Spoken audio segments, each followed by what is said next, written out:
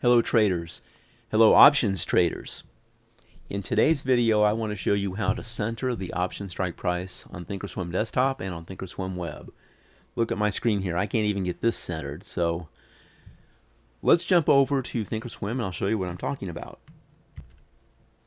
Let's say I am a 0 DTE SPX trader and I'm going to open up these strikes for September 8th.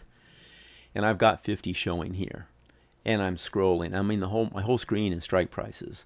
But if I start out with this drop down, say at 10, that's not enough. I can drop down to 14. That's not enough. If I drop down to all, the strikes are going all the way down to 2,600. Well, I don't want that many. So I can backspace through all and say I type in 100. And that's still quite a few. That's taking me down to 62.55. I might want to be in the 64.50 area. So I can backspace through that and say type in 50. And that's still too many. What if I type in 40? Or maybe 35? Now we're kind of getting someplace. So let's jump over to Thinkorswim web and I'm going to show you how to center the strike price on that web-based platform. But before we go over there, did you know there's a schwab.com link up here in the top right center of the platform?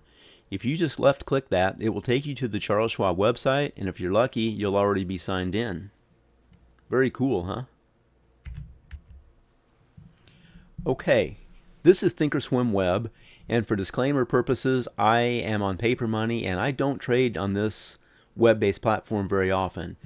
But there is a feature where you can center the option strike price, and I just love how it works over here on Thinkorswim web. So I've got up SPX, and for some reason my mouse is going crazy here.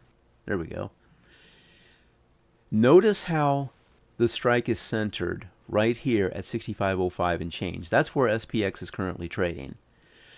And I'm showing 18 strikes here. We have a drop down on Thinkorswim web similar to what we have on the Thinkorswim desktop, except the numbers are different. So let's just select 6 to start with. And we'll open up these strikes. And that's not bringing very many, but notice how we're centered around 65.05. Now there's a couple of ways I can bring up more strikes on Thinkorswim web. I can use this drop down here and say we'll go down to 12. Or I can just click up here in the more or down here in the more. So notice if I click more here, that's going to bring me strike prices that are higher. We're up to 65.85 now. And if I click more here, this is going to open up lower strike prices, dropping down to 64.55. But for our purposes today, let's say I want to center this around 64.50. Let's say that there's some kind of a trade I want to take around that 64, maybe around that 64.60 area. So all I've got to do is just highlight this, delete it out, type in 64.50 and hit enter, and I'm centered here at 64.50. And if I want more strikes, I can bring up more strikes.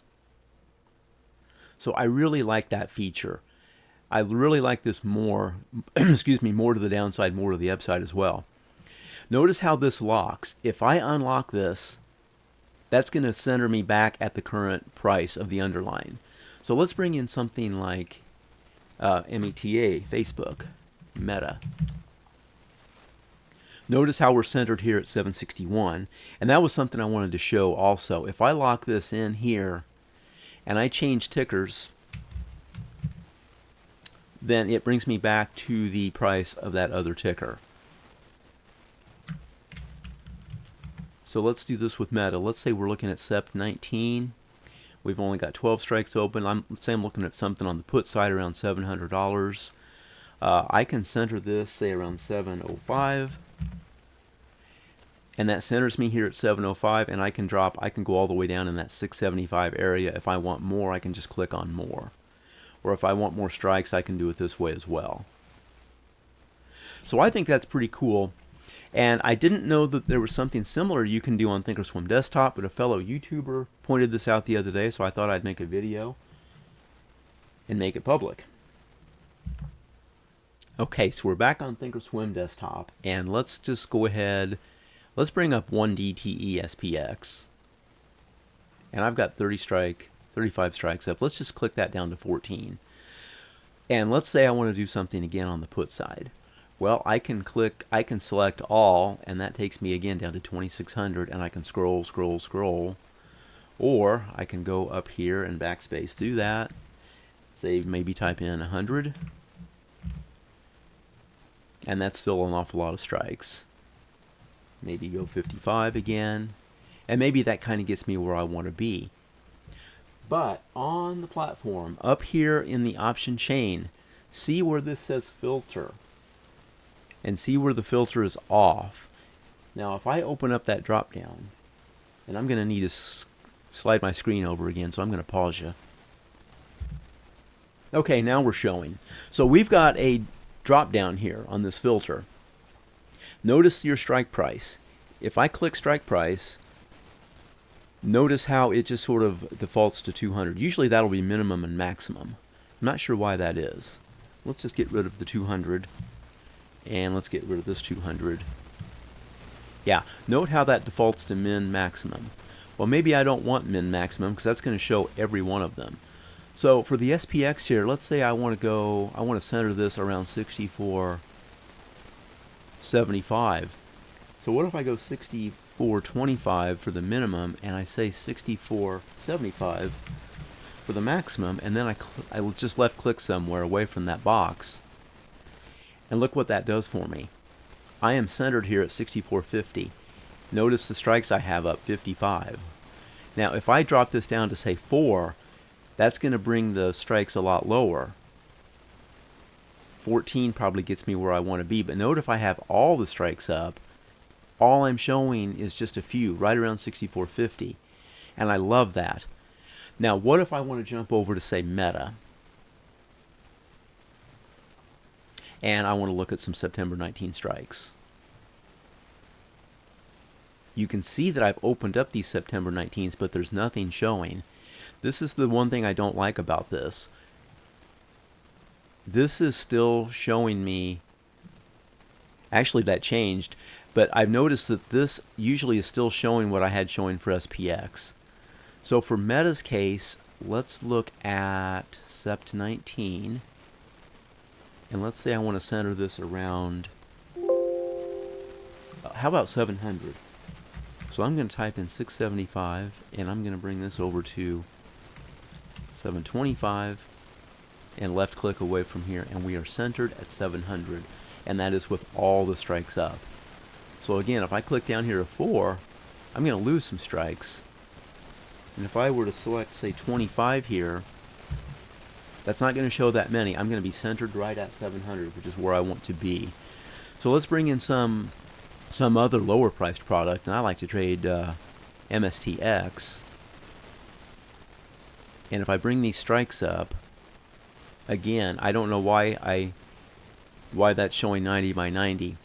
But again, there's nothing here. Actually, there's one there at 90. I didn't realize MSTX had a 90 strike. Evidently it does. So what if I decide to just go minimum here and say a maximum here, maybe up to 25? So that evidently 9 is the lowest strike for the Sept 19 expiry. But if I want to jump down to the 12s, I know that the 16s are the lowest.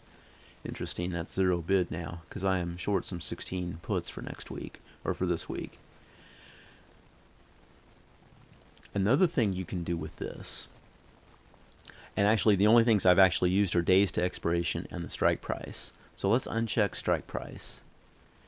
What if I want to show the Sept 12th through the Sept 26th expiries? So we're 4 days all the way to 18 days to expiration. So I click here on the filter and I check days to expiry. I can let that default at minimum. And this, I think, that's already set at 18, I think, because I had been doing a little playing around with this before. So I can do that, and if I left click, it's only going to show these 3 expiration periods. I drop this down here again, I can check strike price. What if I want to go, say, 20? I'll delete that minimum out of there. Say I want to bump this up to, say, 30. And we'll open up these, and we see that we're centered right at 25. Now another trick with this, with the strike prices, is what if I want to see fewer strike prices on the high side? What if I click that down to 29? Look at that. Ooh, I just got an alert. Sorry for that loud noise. So as I click these, or as I click this up here, our maximum strike is dropping $1.50 at a time. I can do the same thing on the minimum. I can really scrunch that up if I want to. I think I can do the same thing with days to expiration. Let's click here. What if I want to get rid of these September 26th? I think you might be able to see right here. I'm going to click the days to expiry down to 17. Yeah, it's gone. So this is how you center strike prices and choose days to expiration on Thinkorswim desktop. I wish that these all sort of defaulted back to minimum maximum when I change tickers, but they don't. But for now, if I'm really concentrating on one ticker, I like how I can just adjust my strike prices to where I want to be. So I think that's about all for this video. If you enjoy the content, hit that like button and subscribe. I would really appreciate it. Until next time, thanks for watching and great trading.